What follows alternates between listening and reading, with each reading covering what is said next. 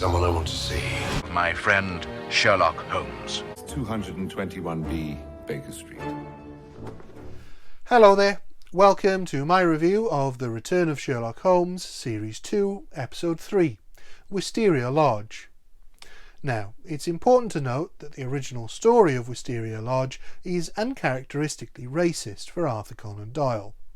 And it's not just a case of using the language of the time, but the repeated use of language and ideas that are wrong and deeply offensive.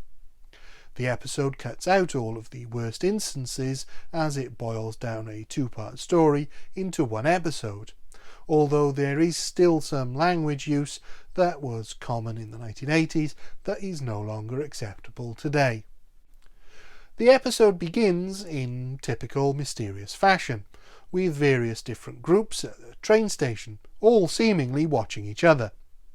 Eventually, one of the groups meets a slightly befuddled man named Scott Eccles and takes him to their house, Wisteria Lodge, all while seemingly following another cab.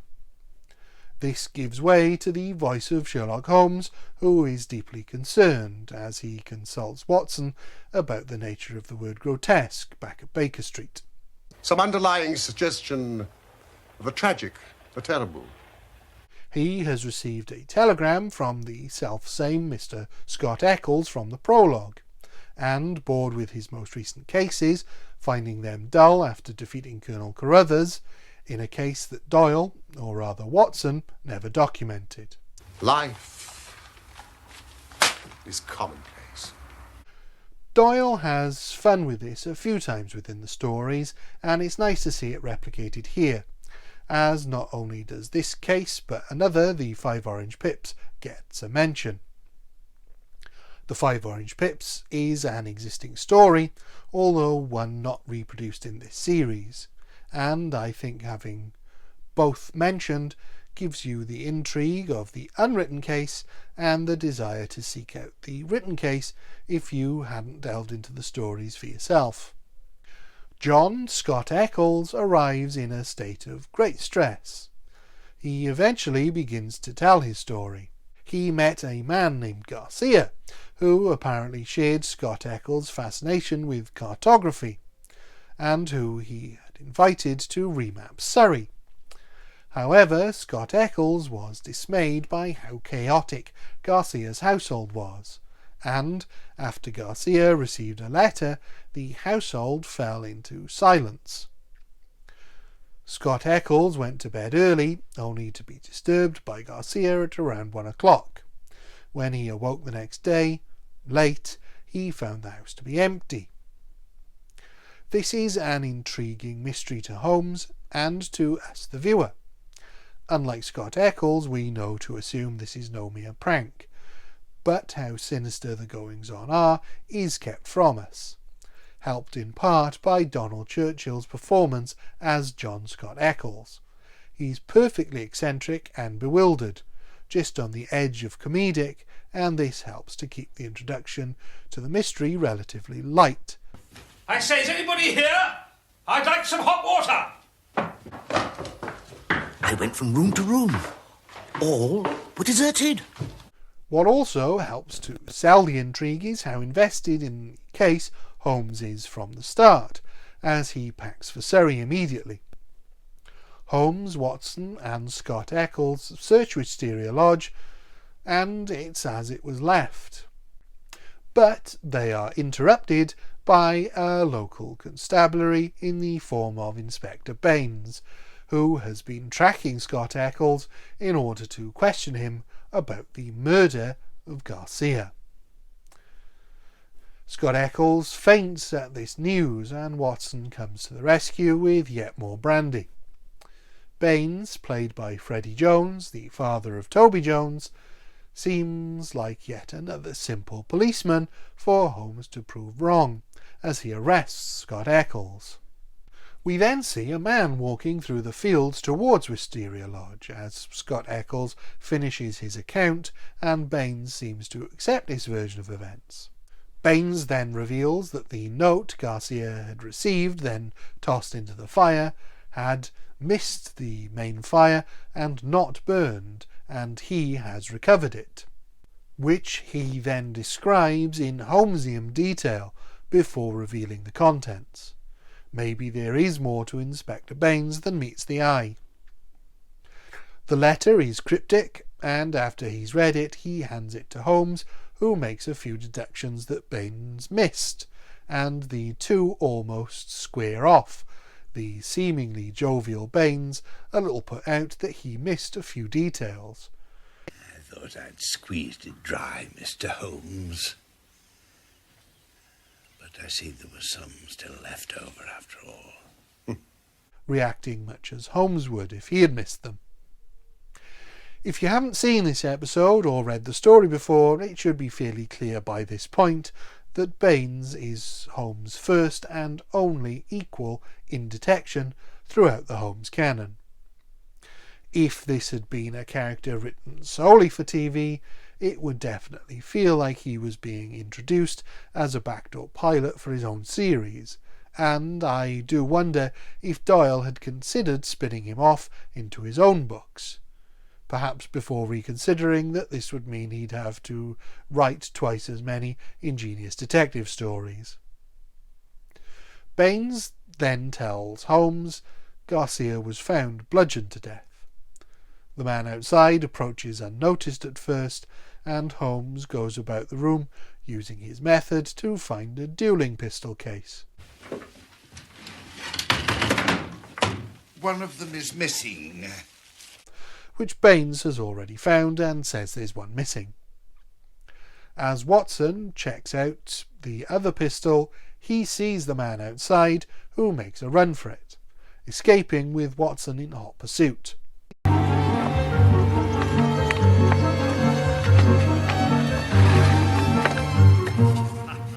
As all the men head back into town, Baines says Garcia was killed around 1 o'clock, and Scott Eccles says that's impossible, as he spoke to him at that time. Holmes and Baines both laugh at this notion, even though they believe that Scott Eccles believes what he says. At the police station, Holmes and Watson part company with Baines and Scott Eccles, who now just needs to give a written statement before being sent on his way, and Baines and Holmes agree to go their separate ways and pursue their case in their own manner. As Holmes and Baines are investigating various elements of the crime scenes, Watson, left to his own devices, finds the manor house where the first cab was headed in the prologue. There he sees a woman panicked at a window before he is ambushed by the two girls that are in her care. He is taken into the house and accused of trespassing before he is greeted as Dr. Wakefield by none other than Sherlock Holmes. There's then a very funny scene as they confuse the staff with some flim-flam that Holmes is particularly good at. Ardor, St. Mary.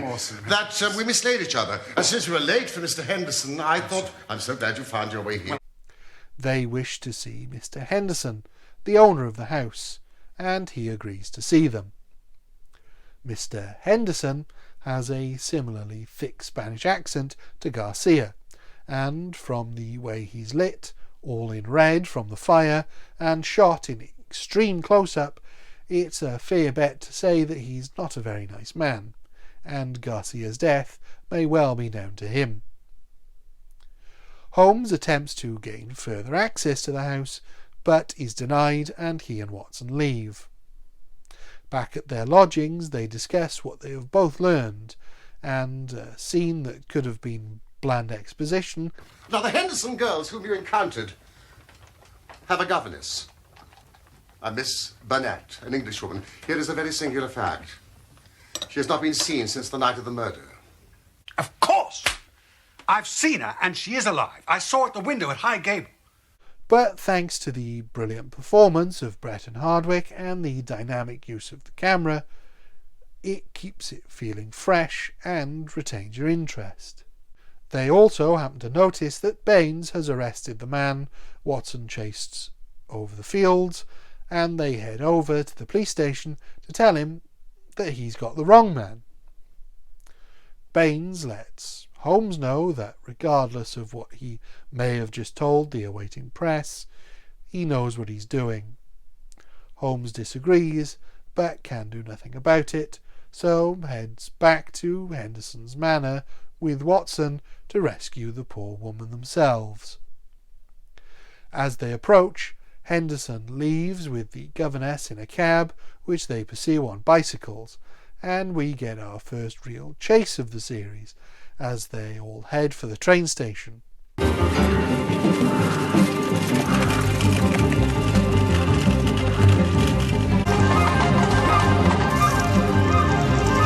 But Holmes and Watson are too slow, and Henderson gets on the train with the woman.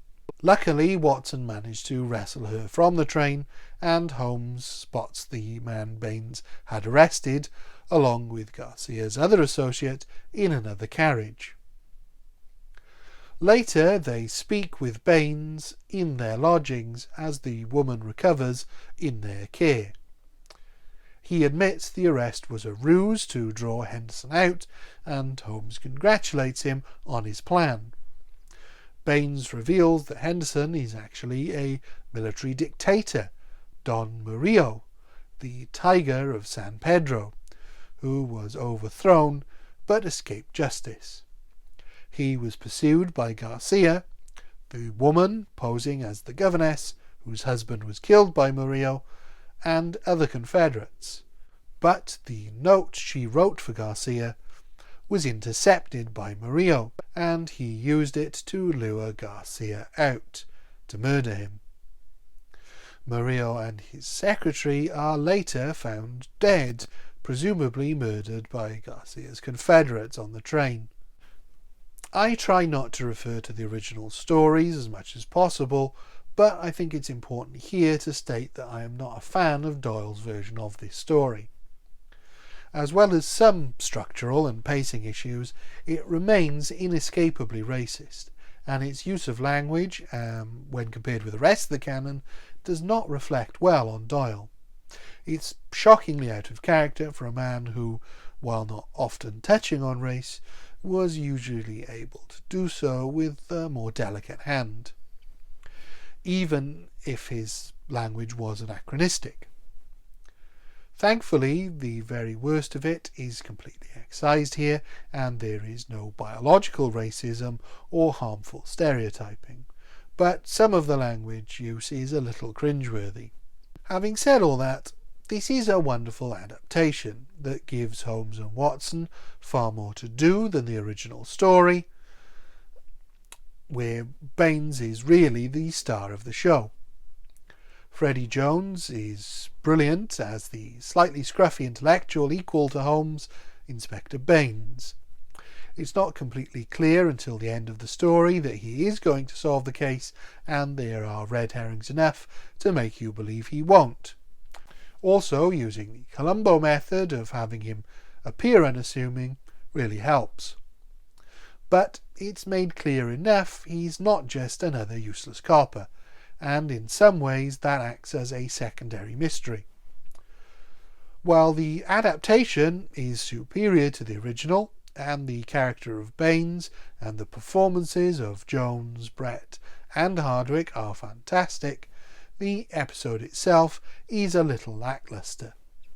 There's a little too much going on, and the story is a little too big for the episode length, and for Holmes to be investigating. It's essentially about a group of people hunting a former dictator to hold him to account, and the mystery elements are the abandoned lodge and the disappearance of the governess. One quickly abandoned and another introduced late, neither of these plot elements really dovetailing together, and it feels like it might have been better had it been a solo Baines story. Were it not for the performances, this would be a very low quality episode, but because of them, this gets a 3 out of 5 for me. Thank you. Goodbye.